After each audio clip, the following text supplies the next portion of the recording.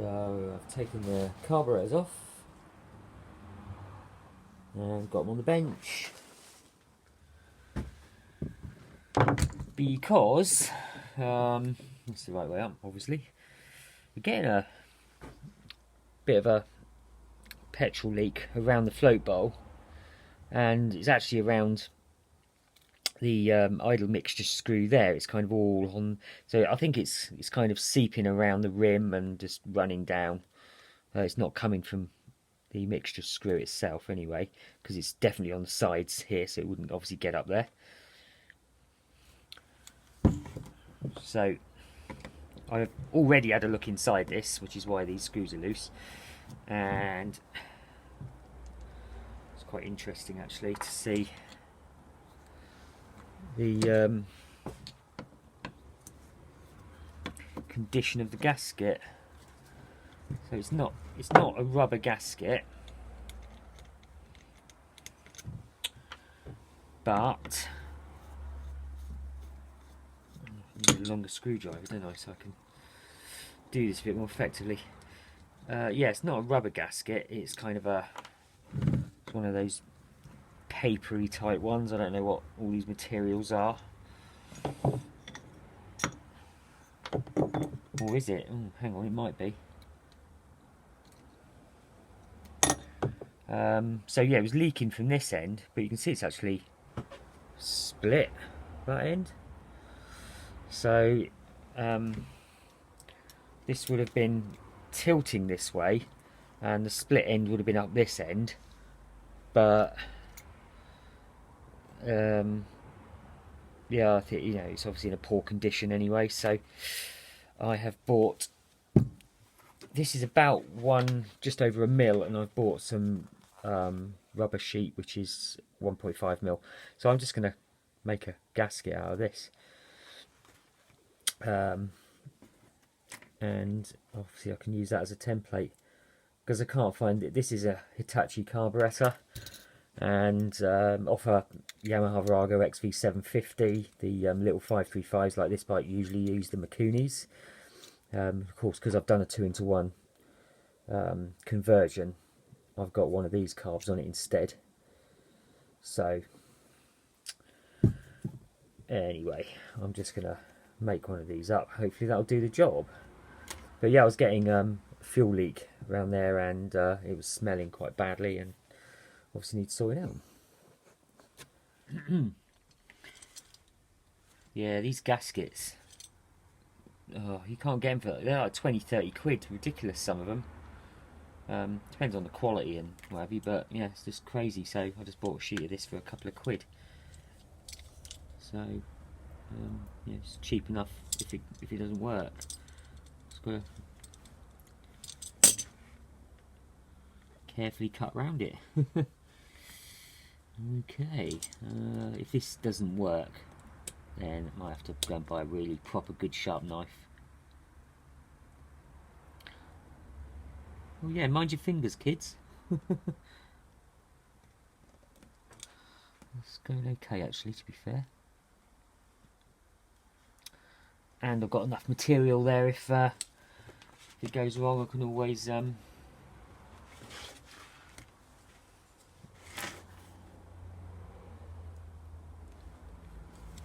sorry, halfway through a sentence. Yeah, if that goes wrong, if I do it wrong, I've got enough here for probably 4 cutouts. So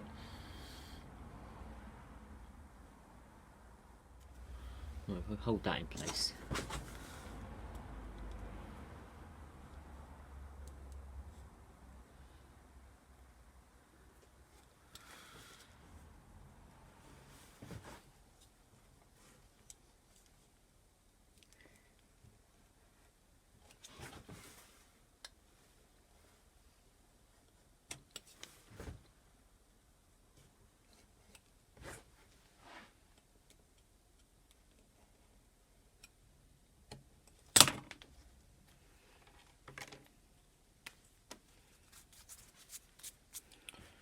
Into roughly the right shape. I can always just trim it around, can't I, when I'm trying to fit it. So see, these holes are going to be a bit of a pain because you kind of need a bit of a punch really, more than anything. Be alright. Okay, let's try the inside. Fiddly. Do you know, it might be worth just, yeah, probably better off using a sort of a, if I had one, a paint pen or something like that, wouldn't it? And then I could, sounds like a simple solution, doesn't it? Oh, I'm actually beginning to scare myself right now.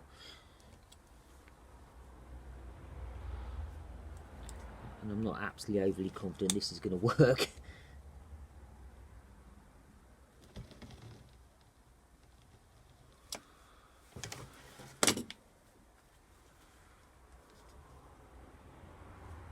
It's going through okay, just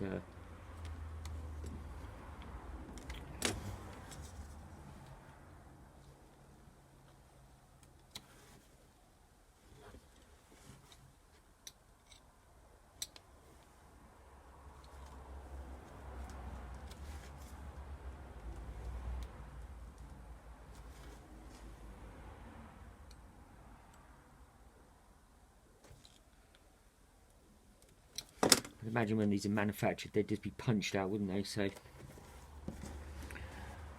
was getting there. I can seriously see me chopping a finger off and lopping my favourite pinky off. But, anyway, like I said, if I mess this up I've got plenty of material there. It was only like about, well, it's less than £3.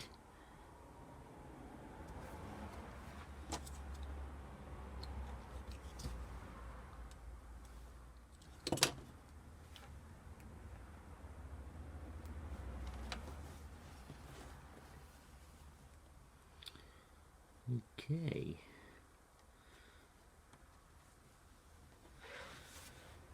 Right. The tricky bit is definitely going to be putting neat round holes in the right place, including that little slot. So I just need to be a bit more careful. Right, well, I've carefully used just a pointy thing to put a little pinhole in the right place using this as a template. So I'm just gonna, I think, get a little drill and drill through just so I can get a best as neat as hole as possible. I think that's the thing to do.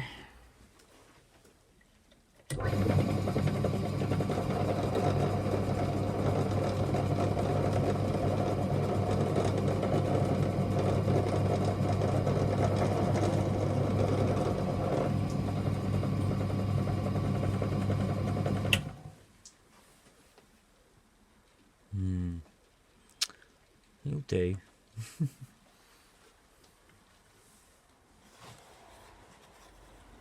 Here you go, so it's starting to take shape. Just need to clean this one out. It's not quite pulled the rubber out there. And that one. It's just a gasket at the end of the day. Crikey, people put engine cases on with cardboard cornflake packet cutouts, so there's nothing going to be loose or flaky inside the float bowl at all. So just need to, that little, where's it gone? Where's the other bit gone? Just need to cut that slot out now. So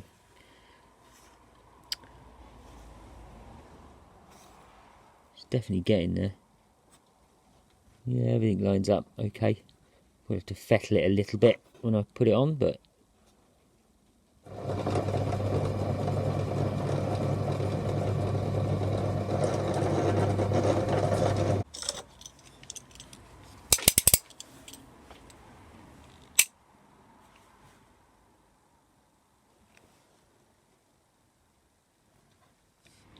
yeah. I'm just going to tidy all this up and then we'll give it a little test fit.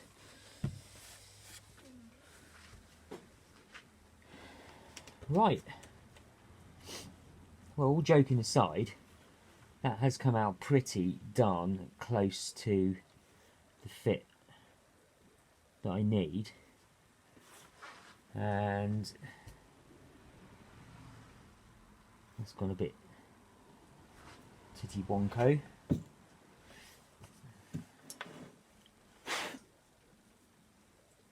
So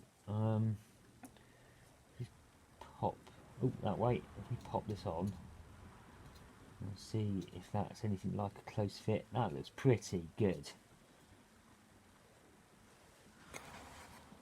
Nothing wrong with that at all. Quite happy with that. I'm going to get that back on and see if we get any leaks out of it.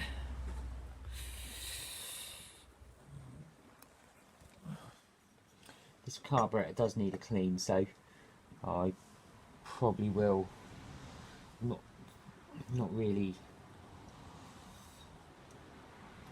very sort of proficient at things like that, getting all the jets out and all the flare and flaff and what have you. It's got to push its way through the that gasket material. Yeah, so I'm not really into taking carbs apart and cleaning them. There's this mobile mechanic that's done a few carbs for me previously, so I'll probably send it off to him and he can stick it in his sonic bath, which, you know, I know that gets mixed reviews, but do you know what's worse than a sonic bath? Me cleaning it. Whoops. So I think I'd rather do that, but let's see how it works anyway. If we can get this all back together, we get no leaks out of it.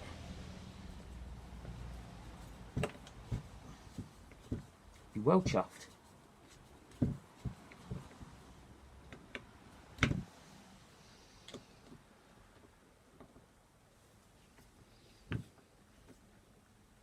I think the main thing with this gasket material is that it's actually 1.5mm thick, so it's thicker than the actual gasket that I've taken off. And you could argue a little bit like putting a cylinder head gasket on. It might change what would be the equivalent when you put a cylinder head gasket on. If it's different, you get a different compression ratio, and with this you could arguably get a different float level, but I don't think for 1/2mm or so it will make any difference. So all good. So let's go stick that back on, and all I can do is let the fuel pump prime and fill the float bowl back up, and then see what it's like over the next day or so. So it's all dry now, but every time I've come out to it, it's all been kind of wet all around this area. So hopefully that's done the trick. Let's leave it upside down because it won't rest on its bowl.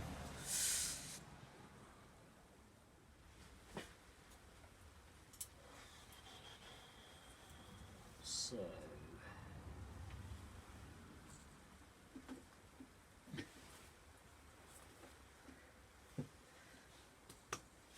that's how long it takes to get a side-mounted carb back onto an XV535 compared to the twin under-tank Rakunis, which take about half an hour of knuckle-busting wrenching.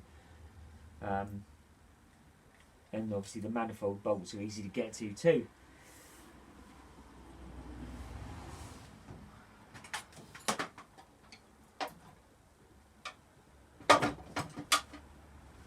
Do up the Jubilee clip. I've just got to connect the throttle cables. Bit of a faff, but I don't need to worry about. Come back.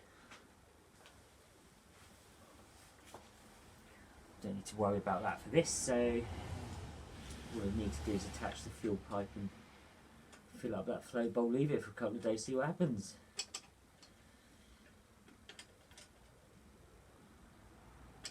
So you can see it was leaking from this end, and this end was the bit where you got that cut out there, but it's this end that was split. So, oh, there you go. Well, rubbish. Anyway, let's get this fuel pipe attached.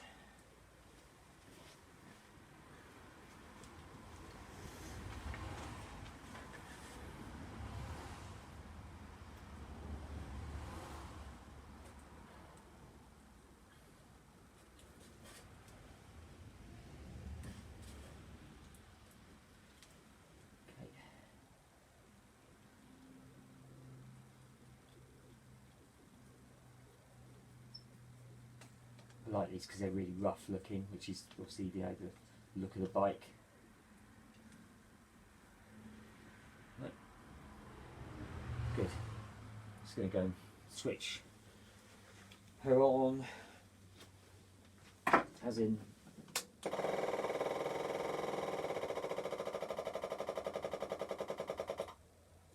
okay, so there you go. Float bowl should be filled now.